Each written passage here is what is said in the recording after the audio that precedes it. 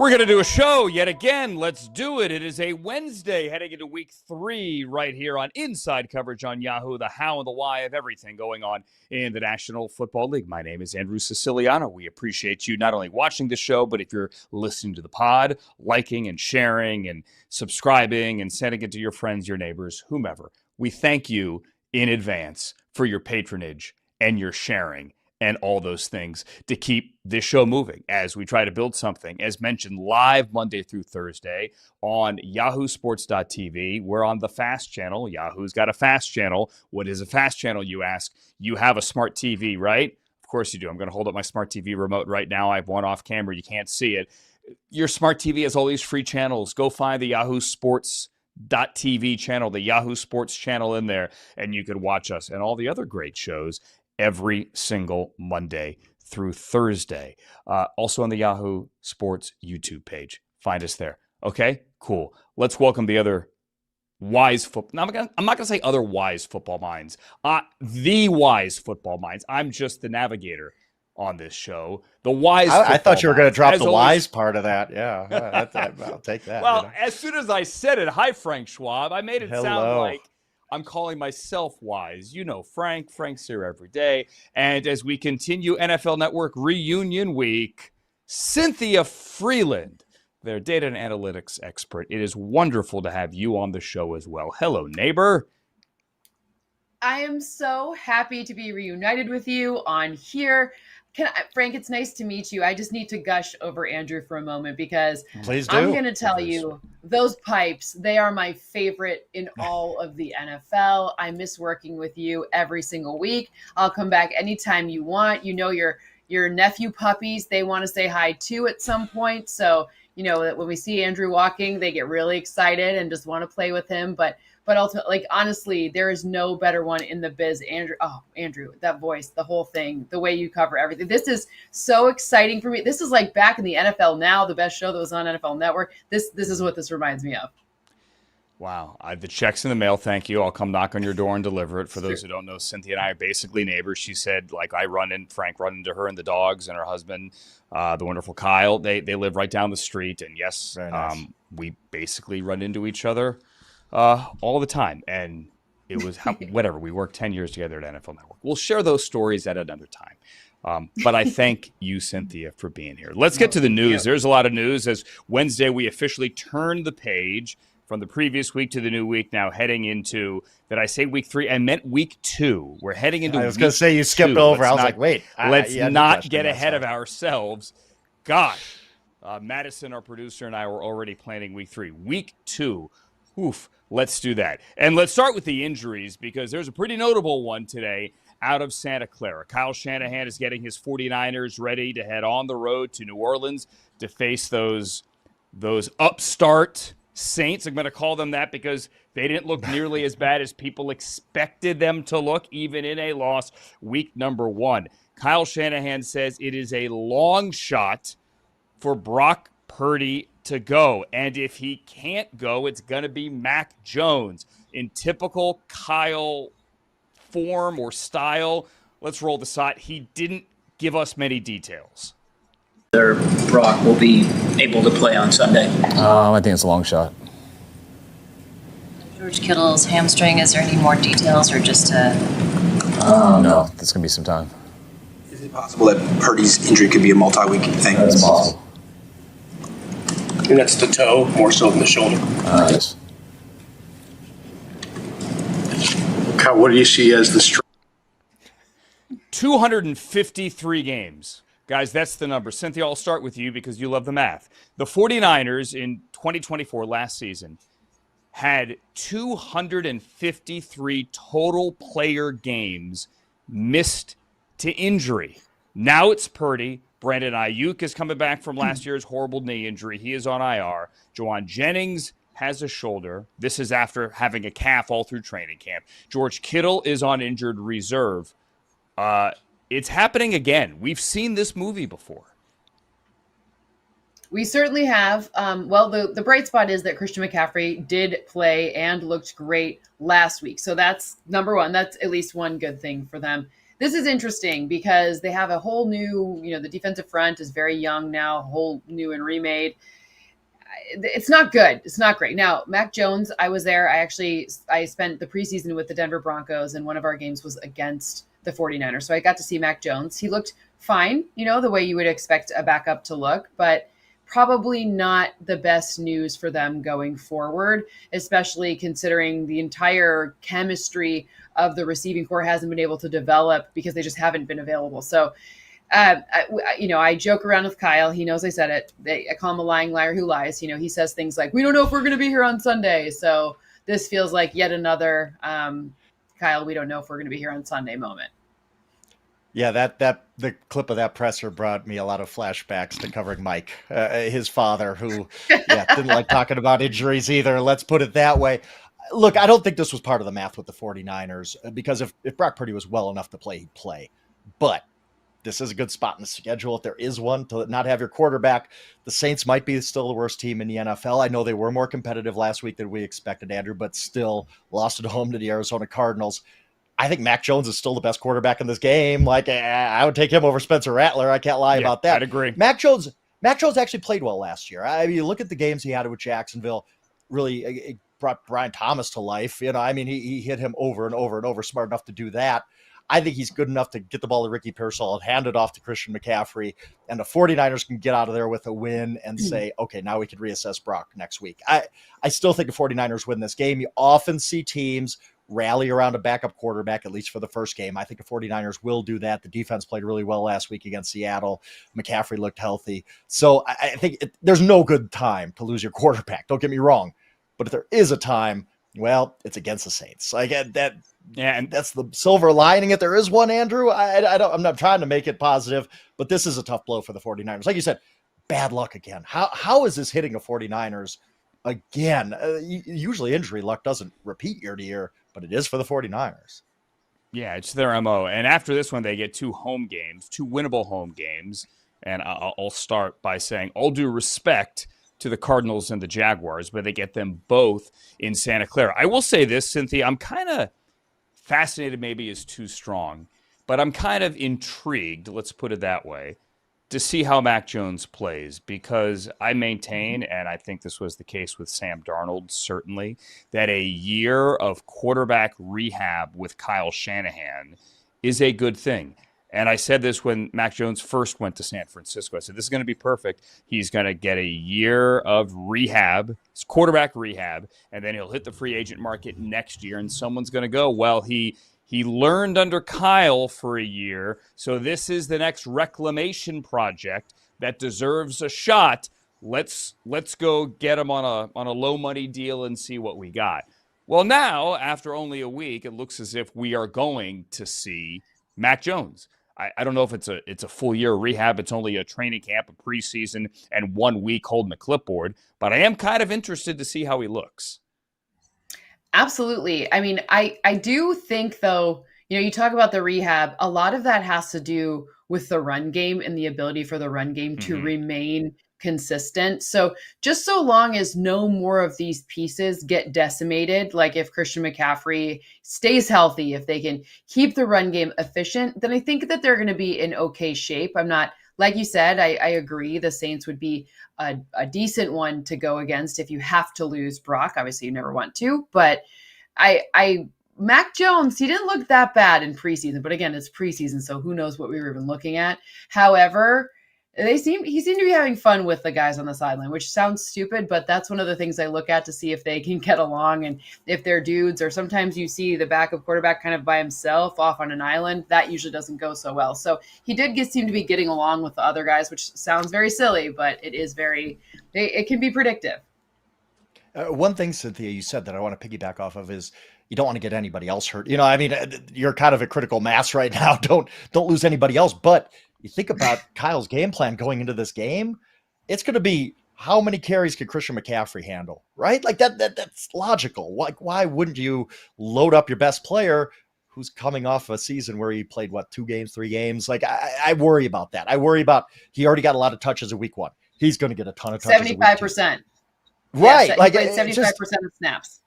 I mean that, and Christian McCaffrey, prime Christian McCaffrey, is used to 93, 94, 95. I mean, that's what he was playing at sometimes, but this is a different Christian McCaffrey at age 29. I worry about, you're going to load him up so much, not just this week, but the rest of the time George Kittle is out. And if you lose anybody, if Purdy misses more time, it's going to become the Christian McCaffrey show.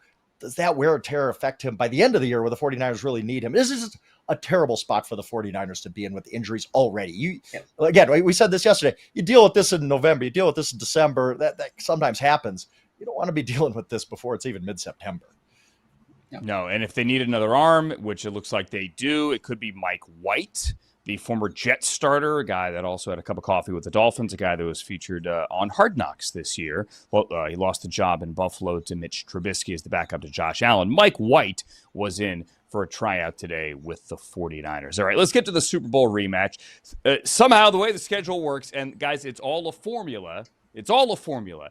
The Chiefs now, for the third consecutive year, magically draw last year's Super Bowl opponent the next year in the regular season. That's not Chiefs bias. It's not just, trying to get a TV matchup. The refs did it, Andrew. The refs did it. The formulas are done years in advance, so pump your brakes.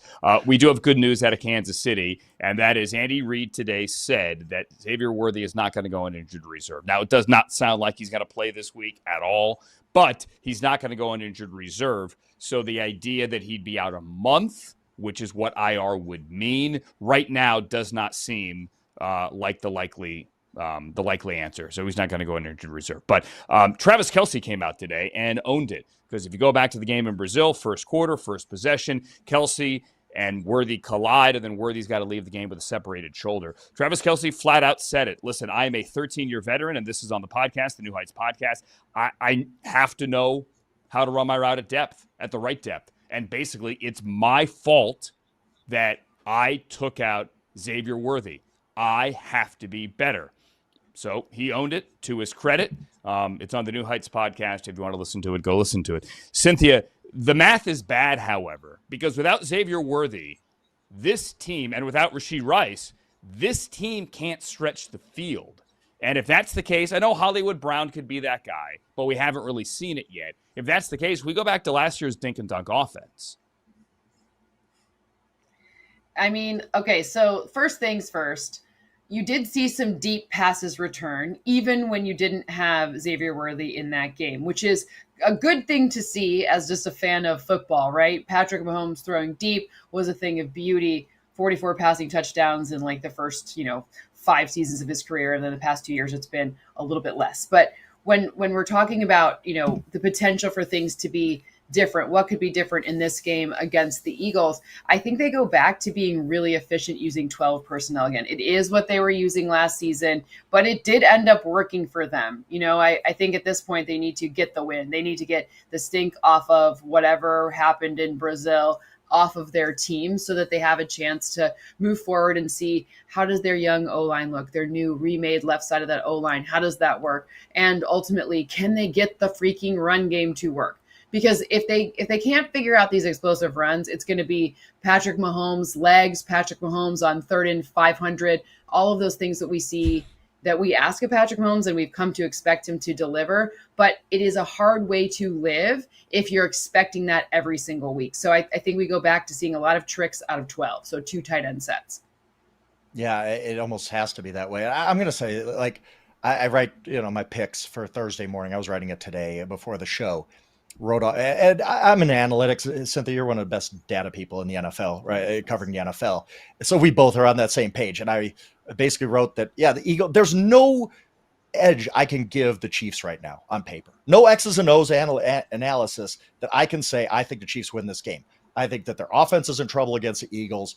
I think the Eagles are going to they have Jalen Carter coming back. Obviously, the Chargers just ripped apart the Chiefs secondary with a lot of play action. And I got to the end of it, and I copied it all and I deleted it. And I said, is Patrick Mahomes really going to go 0-2? Really? Patrick Mahomes is an underdog in his career, 11-4 straight up, 12-2-1 against the spread. This is when Patrick Mahomes and the Chiefs come alive. When everybody in the world, including me usually, is saying the Chiefs are dead, the Chiefs are done, they're going to go and they're going to lose this game. I don't know how they do it. I don't know how Andy Reid pulls this off. I don't know how Patrick Mahomes pulls this off. But somehow, some way, I think the Chiefs win on Sunday because I just can't see them going 0-2. Frank, you want the crazy stat? And this isn't analytics. This is just like basic, simple third grade math. They've never lost with Mahomes 3 in a row, including the postseason. Right. They've never lost 3 in a row. They've never, Mahomes, and they've only been way. in this scenario 4 times. Only 4 times with Mahomes crazy. Have they lost back-to-back games. Cynthia, am I nuts? What are we doing here? Is this like, are we like buying into this weird narrative like Patrick Mahomes never loses, but I can't give you any clear black and white reason why I think the Chiefs are the better team. I just think the Mahomes magic comes through and they win. Okay, please. I have some reasons. Well, first and foremost, I'm not going to be popular in Philadelphia this week. Let's just say the mentions will Nobody's not popular be in being Philadelphia. read. They hate everybody. Even the Eagles aren't that popular in Philadelphia. They actually hate themselves, I think. Anyways, that's a whole other show.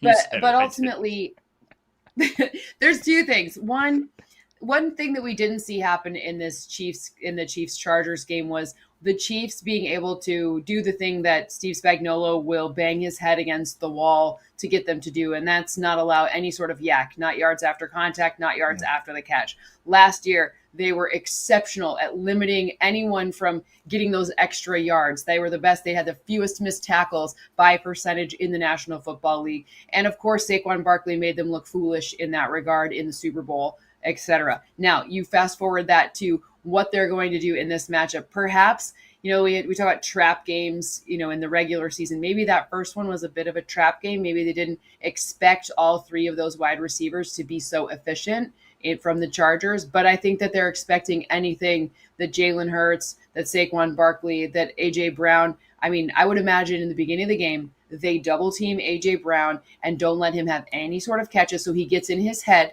And when A.J. Brown gets in his head, things can get wonky. So there are some strategies that we've seen the Chiefs enact against teams like the Eagles and the Eagles specifically that I think are forecasting things to be at least very close. And I actually I was a little surprised when I first saw it, but I think that the Chiefs win at home.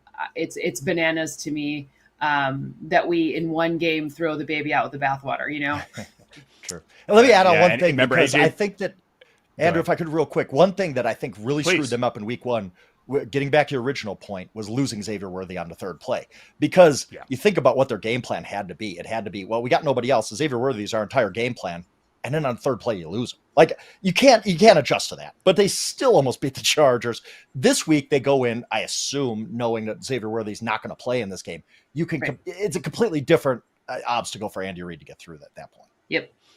Yeah, absolutely. And A.J. Brown only had, as Cynthia is referring to, there only 1 target in the opener Thursday night. The Eagles pulled it out. We had a weather delay. We focused on the spitting. 1 target.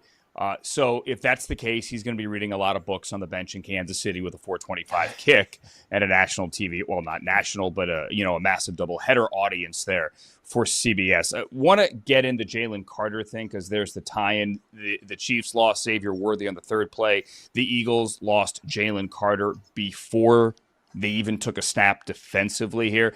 Nick Sirianni was asked repeatedly, like 4 or 5 times today, to comment on the Jalen Carter suspension. He wouldn't say anything. Like, he kept saying, we're going to keep it in-house. He's not going to talk about whether or not Carter has learned a lesson. This is a Zach Berman tweet reading off the screen. What he thought of the league's discipline, whether the league's discipline would factor into any potential internal discipline. As we are taking the air here, we're getting quotes from Jalen Hurts saying they've moved on. He doesn't want to talk about it either. Everything is staying in-house. Nick Sirianni, Frank, used to be the fun guy on the podium. Not a mushroom, but the fun guy on the podium. He has gotten so bleeping serious in the last year. And that's what Philly will do to you, right? And that he probably got up in front of the team at some point this week, probably Wednesday, and said, guys, we're not going to talk about this, because then it becomes a bigger story. Like, if you start talking about it, if Jalen Hurts comes out and says, yeah, we're really disappointed in Jalen Carter, what's the headline the next day all over Philly? What is Philly Sports Talk Radio talking about the whole next day? So I know it's not good for us. We didn't get any good sound bites out of Nick today, but I get it. I totally understand that they want this story done. Like, they don't want to be talking about Jalen Carter's suspension beyond like however much they've talked about it already. I think if I'm Creed Humphrey, I'm figuring out how to get into Jalen Hurts' head. I mean, obviously there's some immaturity Jalen that Carter's you could head. exploit.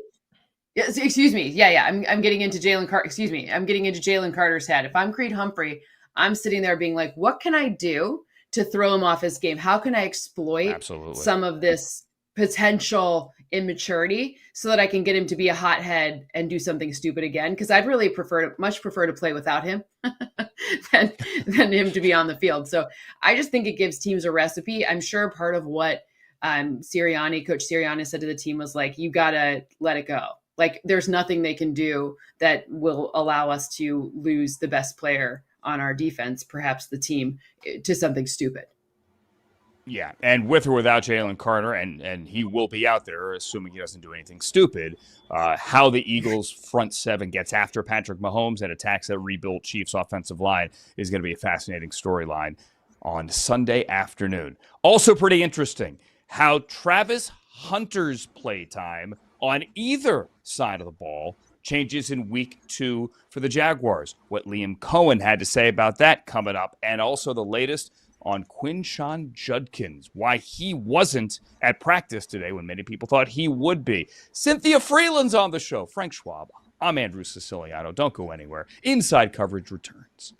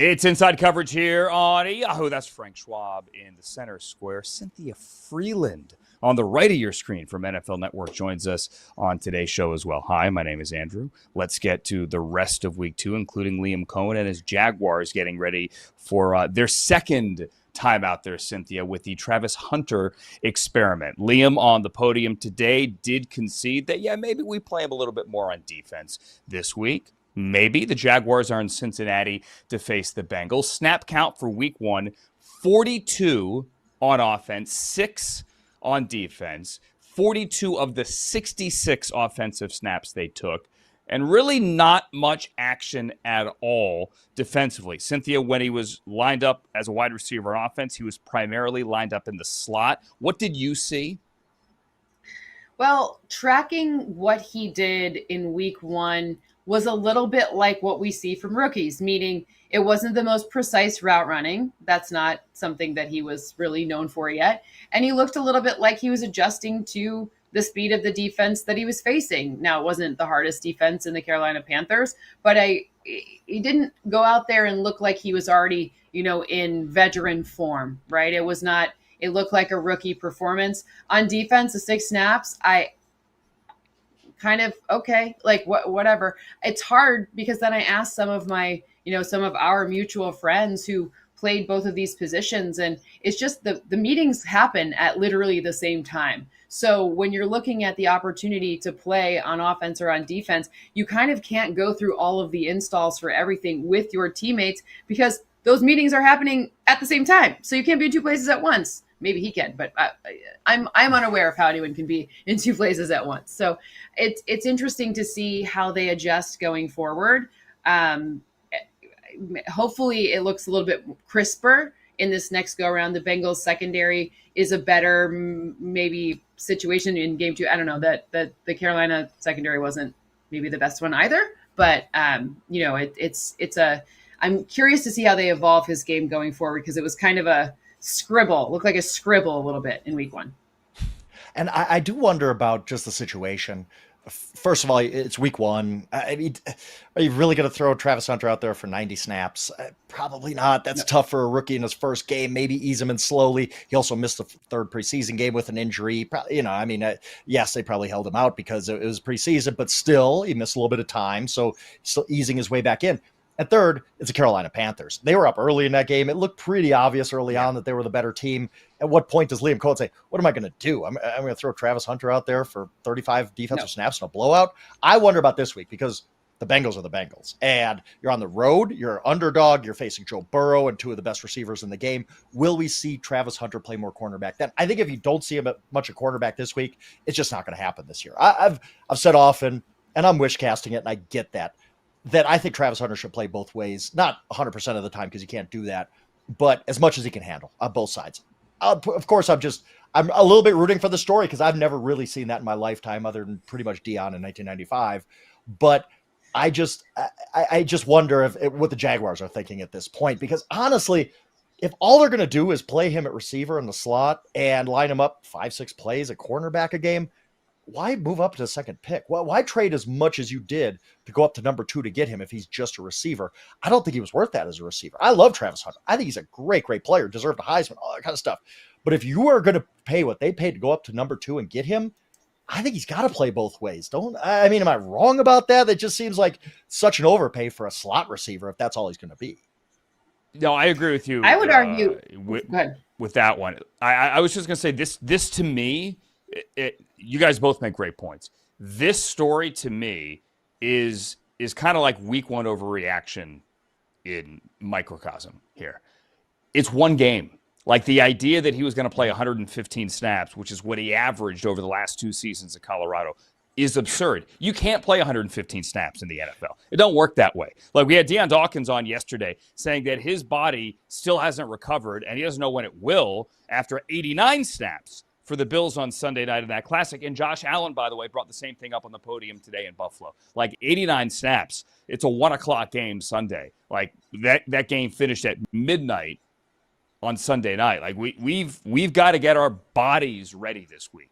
So I think they need to ease Travis Hunter in. I do think we all agree, he's a dynamic wide receiver. It's one game.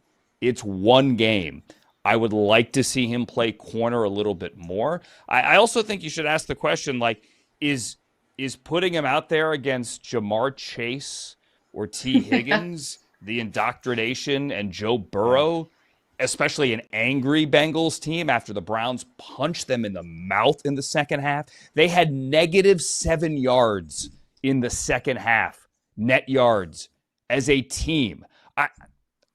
You know what? I would take him out of the defensive game plan this week just because of that. I mean, I would say, listen, and it's not going to be like the sexiest take, but they moved up to get him, and that means that they mortgage next year, right? So if it takes more than a couple of weeks, maybe even the whole year, to get him to play at least a level on defense that you might like, you're still getting a good return on your investment because you've already, you know what it is going into next year's draft. So I understand everyone wants everything now, but maybe a little bit of patience here and allow the man to learn how the NFL and the speed of the NFL and the game of the NFL really works. Because so you could argue, is Joe Burrow going to go out mad? Jamar Chase is one of those receivers that didn't get any action in week 1, right? He did not have the game that he's used to having. So you're going to go out against an angry Jamar Chase? Okay.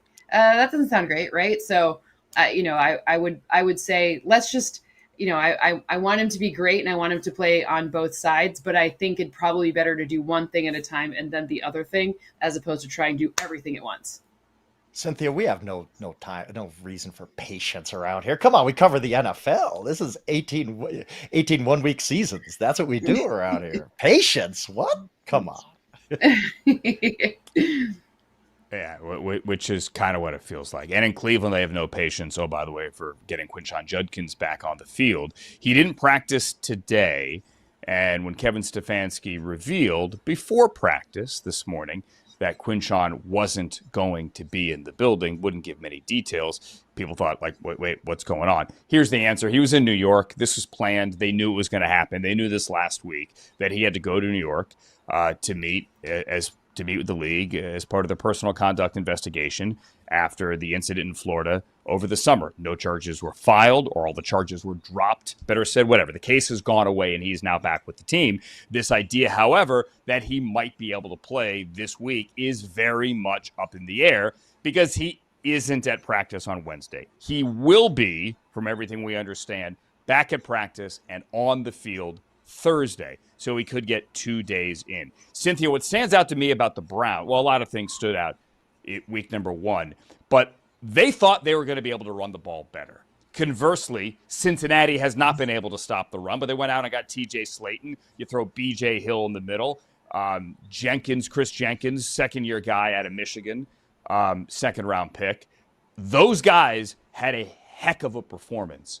Or the Browns' O-line started really slowly. I don't know that Quinshon Judkins is going to be like the magic answer to all of a sudden start running the football this week against the Ravens if he is somehow on the field. That was kind of my asterisk there. I mean, I actually think Quinshon Judkins will be a difference maker over the long haul. However, do you really want to get a Ravens team, Roquan Smith specifically, that just went through what they went through in Buffalo and are probably looking to kind of get that feeling out of that taste out of their mouth? I think in general, I picked up Quinshon Judkins in fantasy because I do think by the end of the season he's going to help me out. But as of right now, this is a really tough test. But you could also argue maybe it's better what you don't know, right? He has no idea how hard this is. So go out there, kid. See what you can do. That I've said, me and Andrew and Charles Robinson talked about this weeks ago, and I kind of maybe overstated things by saying I think it's just going to be a lost year for Quinshon Judkins, and I still stand by that in some ways. Where we're talking about he's missing Wednesday, I know you do, and I get it. I understand what you mean, but he has missed a lot of time, and he was there in the offseason, OTAs, all that kind of stuff. Absolutely, but you miss preseason, you miss training camp, you're missing time during the season. We're talking about, like any other rookie, we're talking about, like, really, we're going to just practice him on Thursday, throw him out on Sunday against the Ravens? Like, I think that's crazy. At some point, maybe late in the year he gets it, but what's the trust level the coaches have in him? Because they haven't seen him very much in real life situations. I'm just worried that this whole season is just going to be a lot less for Quinshon Judkins than we thought. Like, we thought he was going to come in, be the man, early second round pick. He's going to carry the load, 1,000-yard guy, maybe, who knows? But I just think that's kind of gone. I think Dylan Sampson looked really good in his first game, especially catching the ball and how many routes he ran. I just think the train has left the station a little bit. Maybe Quinshon could catch it at the next stop, but it's tough. It's just asking so much of him as a rookie. No training camp, no preseason, no week 1, no Wednesday of week 2. To just, hey, at some point, go out on the field and perform, get 20 carries like that. It's just a lot for a rookie, for anyone. I think there's two positions you could do that. I think pass rushers can do it, and I think I think running backs can do it. Pass rushers are the two that have a little bit of a shortened learning curve just based on what the job actually is. But I agree with you. However, I don't discount the opportunity for them to use 2 running backs all season long. I think Kevin Stefanski will take all of the playmakers he can get, I mean, Isaiah Bond started the game. Like they need something. Harold Fannin was basically their slot receiver. Yeah, they need playmakers a lot. the first 3 plays of the offensive plays last week for the Browns. Snap number 1 went to Dylan Sampson. Snap number 2 went to Harold Fannin. Snap number 3, or play number 3, went to Isaiah Bond. So the first 3 were rookies, and then the first touchdown came from Raheem Sanders, Rocket Sanders, the rookie running back out of South Carolina, who they claimed at the final cutdown off waivers from the Chargers. Had a really nice preseason here with the Chargers, over 100 yards and a touchdown. He got the first touchdown of the season. So it is a rookie season, really, across the board. Carson Schlesinger was the leading tackler. Mason Graham played well. All 6 of those guys contributed. I don't think anyone thinks that if Quinshon plays this week, he's going to be some kind of bell cow against the Ravens on the road in his first NFL game. That's not the case. And the Browns also had not committed in any way at all to him definitely playing this week. They had a 2-week roster exemption. He only signed his contract last Saturday evening after arriving Saturday morning into Cleveland. He was in the building on Sunday, and yeah, they would like to get him on the field. Now, I would like to as well maybe get him into the league office on a Tuesday. How about a Monday rather than a Wednesday? But they're not going to do you any favors. He's there on a Wednesday. He'll be back Wednesday evening, one would think, and then back on the field Thursday. My gut tells me, and this is my gut only, that with only 2 days of practice, and really Thursday is the Browns' high-energy practice, if you will, their most focused practice of the week. I don't know that he's going to play this week. I don't have any inside information there, but that's what my gut tells me. To your point, Frank, Dylan didn't look great. First guy never brought him to the ground. He's not a big dude. I mean, he's 5'10", maybe. He's 200 pounds, but he's pretty sturdy. His contact balance was absurd, and he had 8 receptions. The NFL leader right now for receptions after only 1 week has 10. Dylan Sampson has 8. So if you're in a PPR league, he had 93 yards from scrimmage a week ago. He right now is the guy. But Cynthia, you're right. It is definitely going to be a backfield by committee, and you're probably right, though, picking up Quinshon and stashing him on your fantasy bench.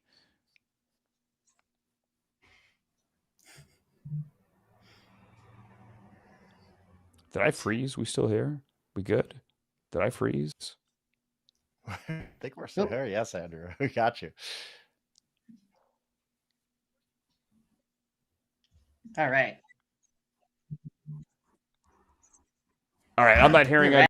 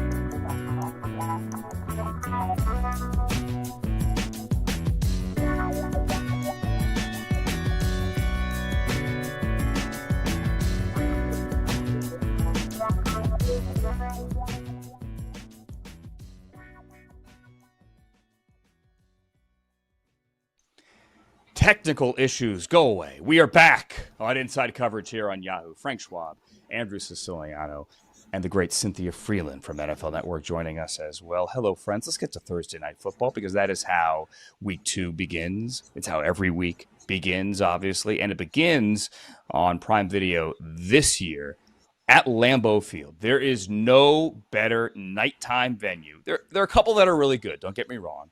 Like Seattle's great as a nighttime venue. There are others that are cool as well. But for my money, Lambeau is the best nighttime venue. And we've got an amazing game. We've got the Packers with Micah Parsons. We've got Jaden Daniels and the Commanders. We have the two teams that got knocked out by the Eagles last year, lost in both the regular season and the postseason. Cynthia, here's what blew me away getting ready for this one today. And honestly, I had no idea. So the Packers have the youngest roster of the NFL. I think that was the case last year. Big deal. The Commanders have the oldest roster in the NFL. The oldest. They have what's the stat here about the Niners? The oldest average roster since the 97 Steve Mariucci coached 49ers in week 1. What? Now, I knew they were the oldest. I did not know they were oldest since Mooch, There's a Mooch angle here. Mooch. I'm so glad Mooch made it into the show. He is the best. We love Mooch. It's funny because, I think that the Commanders having such an old roster will eventually come around to bite them a little bit, especially, as we see the attrition for injuries over the course of the season, which we see every season. But I think in this game could actually be an advantage for them. I know Micah Parsons was a big deal. I know against the Lions, it looked really good for the Packers in that defense, but Jaden Daniels' ability to scramble and his ability to change the game with his leg is a big difference between Jared Goff, who's a pocket passer, and this particular game on Thursday. So I'm curious to see how, does Deebo Samuel, who also knows how to dice up this defense, does he get past basically the secondary outside of Xavier McKinney is very targetable. So do we find an area where Deebo in space? Terry McLaurin was pretty quiet in week 1. Does Terry McLaurin maybe on the perimeter get some action? I think this is a closer game than people might expect. That number that says 3.5 down there, feels like 3 or 2 might be a better situation to think about and more fun for us to watch. By the way, Andrew, real quick, I need to add on. You said it's the best. Lambeau Field is the best venue at night. It's also the best at Sunday at noon Central Time. It's the best at 3:25 on Sunday. It would be the best on Wednesday morning or Friday at 1 a.m. Totally. That's a Wisconsin night. Please don't have us start playing games on Wednesday morning. You know what? Actually, goodness, Frank, I am going to tip the cap to you and everyone in Wisconsin, despite the fact that I'm not a dairy person and I can't stand the fact that there's a sign every 50 feet on the highway for cheese curds. And beyond that, you have all these state routes that are named for letters, but they're not sequential. So like State Route J comes after State Route A, which makes no sense whatsoever, but I digress. Lambeau Field. As a Midwesterner, I can tell you that's just how we do our alphabet. That's how it doesn't make sense. We're goofy that way. Andrew. And yeah, it's too much spotted cow in Wisconsin. Yankee That's Stadium what happens. Yeah.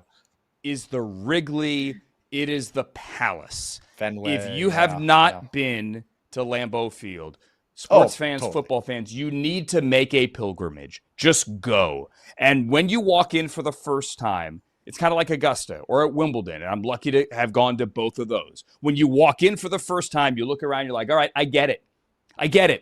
This is amazing. And you're right, Frank, whether it's at 8 o'clock at night or at noon Central, so 7 o'clock at night or noon Central, it's the same.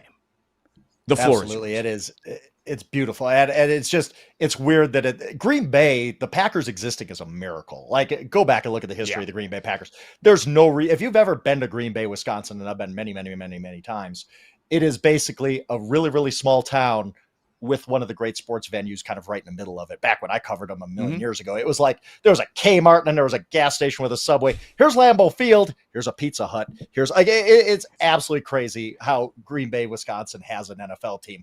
I love it so much. Now let's talk about the game itself and not just gush about Lambeau Field. It is a bucket list item. Please go do that because it's awesome. But this game, I'm kind of against you, Cynthia. There might be a letdown for the Packers here. They put so much into that Lions game where, wow, we beat the Lions. Maybe a little bit of letdown 4 days later.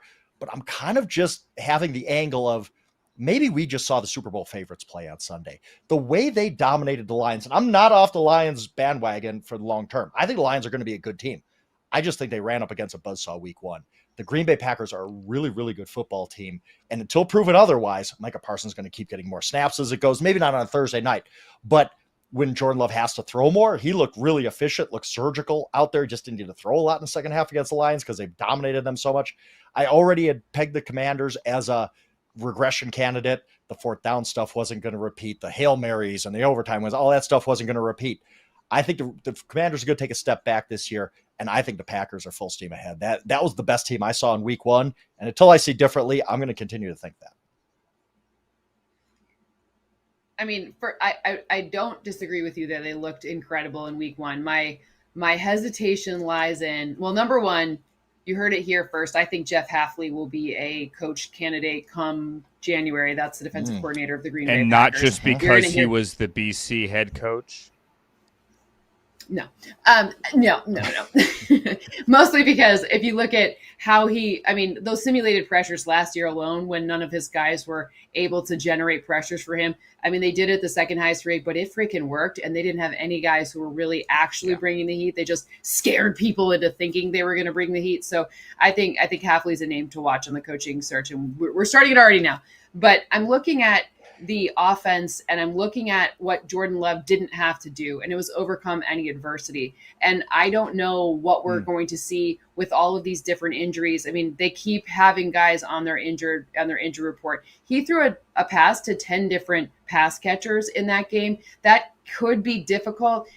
That almost felt like you're showing off a little bit, right? Like, okay, we can throw anywhere we want to. But ultimately, what happens if the Commanders go down and score first? Now the Packers are in more obvious passing situations. I just want to see them, after having not had this preseason or as much time together in the before the season started, if the chemistry is still there, if they kind of get their mojo all together, or if it's just like you're going to throw to Tucker Kraft a bunch, or you're going to rely on the tight ends, because Matthew Golden, okay, whatever, but like I didn't see the adversity and the overcoming of the adversity, and I certainly, I didn't see a lot of adversity for the Commanders either, but I know the Commanders are at least a little feisty, and they're going to have Jaden Daniels run and use his legs. What's scary for me is how much better, and I agree with you on Jeff Hafley as well, and he also was one of the first guys, joking about BC, Cynthia went to BC. He's one of the first guys who, as a college head coach, kind of said, you know what, I'm good. I don't want to deal with the transfer portal. I don't want to deal with having to re-recruit the guys that are already enrolled in school and on my roster after the spring game when they get a better offer to go somewhere else. I can't compete, even in the ACC, at a smaller school in terms of budget like BC. So I'm out. I'd rather be a DC in the NFL or any position coach in the NFL. He's a coordinator for a good team and a Super Bowl contender. And I agree with you. If he keeps his defense playing this way and the way it did last year, then he's going to be a head coach. What's scary to me is how much better this defense is going to be when Micah Parsons actually has a higher snap count. He was on the field for 29 snaps week number 1. 45%, 45% if I'm not mistaken. Yeah, 25%. The Packers didn't need him, concede that right. he lobbied to be out there as much as he did. He was out there 44.6% of the snaps. He had 1 sack. He had 3 quarterback pressures. According to Next Gen Stats, he had a quarterback pressure on his very first snap on Jared Goff. He helped force a pick with that pressure. They're only going to get better. And it is scary, even for a mobile quarterback like Jaden Daniels. And they are the best team in the division right now. It was the best division in football a year ago. And I could say right now, they are the best team in that division, which is a week 1 overreaction. I realize once Christian Watson gets back on the offensive side, then that side of the ball gets even better. Josh Jacobs has a touchdown in like 10 straight games. I'm not saying they're a juggernaut, but Frank, Wisconsin guy, I'd feel good about him. Yeah, trust me, I got a lot of friends from back home that are really, really excited about the Packers right now. Like I said, and maybe that's a 1 week thing where we look back and we were like, okay, the Packers are just good, not great, but I don't know. That looked like a great team to me. It really did. Like you said, Micah Parsons played 45% of the snaps. That's it. And he was beating Penei Sewell like a drum. Penei Sewell is one of the best players in the NFL, period. I've said this, not one of the best linemen in the NFL, one of the best players in the NFL. And Micah Parsons just took him to task in that game and said afterwards, buckle up because this is going to be a rivalry a long time. I love that, by the way. I think this Packers team has earned the benefit of the doubt going forward to be, okay, you are a Super Bowl contender. You're in that very, very small group of teams. There's not many. There's 6-7 teams. The only thing, Cynthia, that I worry about is Jaden Daniels, because he is that dude. He really is. Like it is always, as somebody who picks games and maybe bets on games once in a while, you hate to be on the other side of Jaden Daniels because it is a nightmare for 60 minutes. He's already that guy in the NFL. He's the in the horror movie, he just won't die. He's the villain in that. He's so good. You hate going against him, especially in a primetime game.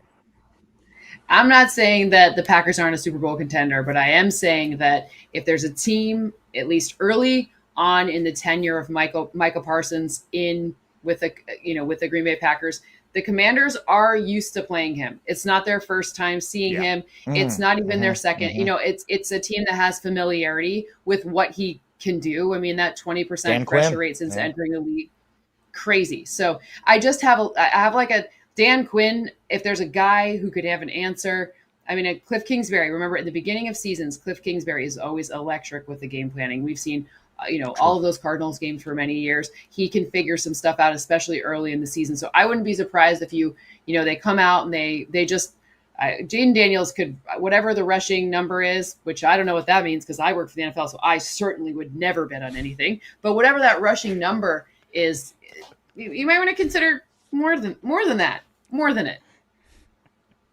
For the record, he's that dude. He really is. For the record, you're both right. And I don't do those things either because I am also under that league umbrella. Yeah, me Nor either. for the record do I care. Guys, I mean, care about doing those things. You should. But if you could, I mean, I don't. It was just like you signed this thing. Not you, Frank. No. Yeah, well, hey, that I can't confirm or deny that. You know what? Let's move on. Okay, Who knows? Do that. Okay, let's move on. Speaking of the Cowboys, and yes, Dan Quinn used to coach, obviously, Micah Parsons in Dallas, coached against him last year as well in his first year as head coach of the Commanders. How do you find pass rush now in Dallas with Micah Parsons gone? Remember, it's about stopping the run, which they did do a good job in the second, third, and fourth quarter against the Eagles, primarily when Nick Sirianni kept running Saquon right into the middle of that Cowboys D-line. They brought in Jadeveon Clowney today, well-traveled edge player, the former number 1 overall pick. Some people mistakenly refer to Jadeveon Clowney as a pass rusher. He has not been a pass rusher in years. He is more of a set-the-edge run stopper, still a productive player. But Frank, do we think that Clowney somehow magically, if he does sign, and we don't know that he's going to, Brian Schottenheimer today said we had him in, we kicked the tires, that doesn't solve their edge issue? You two, I want you to think ahead to the year 2033, 2034. Jadeveon Clowney's going to be on a 1-year deal with some team. That's just what he's going to do for the next 15 years. This is Jadeveon Clowney. Be a 1-year because deal, it'll be a 1-year deal always when a 1-year he doesn't deal. come to Always. camp. Never. Yeah, right? He's gotten this thing figured out. I don't got to do figures out in preseason. late August. Yes. Yeah, the Ndamukong Suh collects some checks year by year by being a mercenary. Jadeveon Clowney is still a productive player, like you said. He's not going to get 10 sacks, but yes, can set the edge just as well as anybody is still in the NFL, can help stop the run, which Jerry Jones put a high premium on, I guess, because he kept talking about that in the press conference, trying to justify trading Micah Parsons away. So it's a fine fit. It's just funny that we have this big name overall, first overall pick many years ago. I remember the hit he had against Michigan and the Outback Bowl and all that kind of stuff, but it's not really moving the needle for the Dallas Cowboys. It's fun because it's a big name going to the Cowboys. He's going to be a productive member of their defense, but yeah, Jadeveon Clowney at this point in his career is just kind of one of those, oh yeah, that's right, he had that year with the Cowboys in 2025 type of dudes.